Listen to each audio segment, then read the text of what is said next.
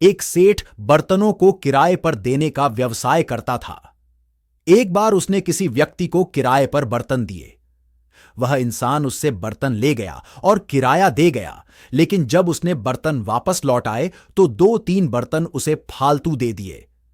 बर्तनों की अधिक संख्या देखकर सेठ ने पूछा, क्या बात है, तुमने ज्यादा बर्तन क्यों दिए हैं?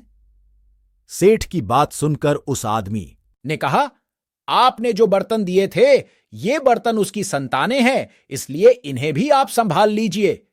सुनकर सेठ बहुत खुश हुआ कि यह अच्छा ग्राहक है, ये तो मुझे बहुत फायदा देगा। किराया तो मुझे मिलेगा ही, साथ में फालतू बर्तन भी मिलेंगे। इस तरह चंद दिन बीते, वही आदमी फिर आ गया।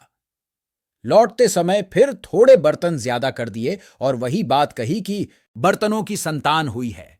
सेठ बड़ा खुश हुआ, चुपचाप सब बर्तन रख लिए। 1 महीने का समय बीतने के बाद वह आदमी सेठ के पास फिर गया और कहने लगा कि मेरे यहां कुछ खास मेहमान आने वाले हैं, अतः कृपा करके आपके पास जो चांदी के बर्तन हैं वे मुझे दे दीजिए। पहले तो सेठ कुछ सोच में पड़ा, फिर सोचा कि मैंने पहले जितने बर्तन दिए उनसे ज्यादा मुझे हासिल हुए हैं, इस बार कुछ चांदी के बर्तन ज्यादा मिलेंगे। यही सोचकर उसने बर्तन दे दिए। समय बीतता गया पर वह आदमी बर्तन लौटाने नहीं आया। अब सेठ बहुत परेशान हुआ। वह उस आदमी के घर जा पहुंचा और उससे पूछा, भले मानस, तूने वे बर्तन वापस नहीं किए? वह आदमी बहुत ही मायूस सा होकर बोला, सेठ जी, क्या करें, आपने जो चांदी के बर्तन दिए थे उनकी तो मौत हो गई। उस व्यक्ति की बात सुनकर सेठ को बहुत गुस्सा आया। कहने लगा, क्या बात है, मुझे बेवकूफ समझा है क्या?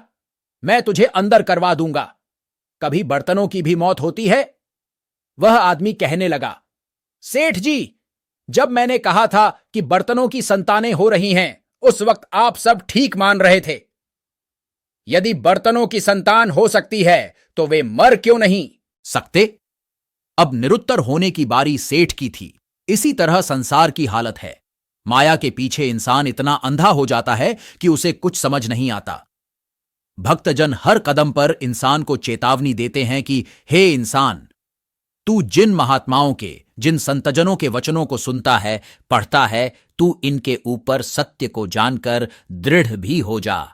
लालच में पड़कर सत्य का साथ न छोड़, नहीं तो बाद में पछताना ही पड़ेगा।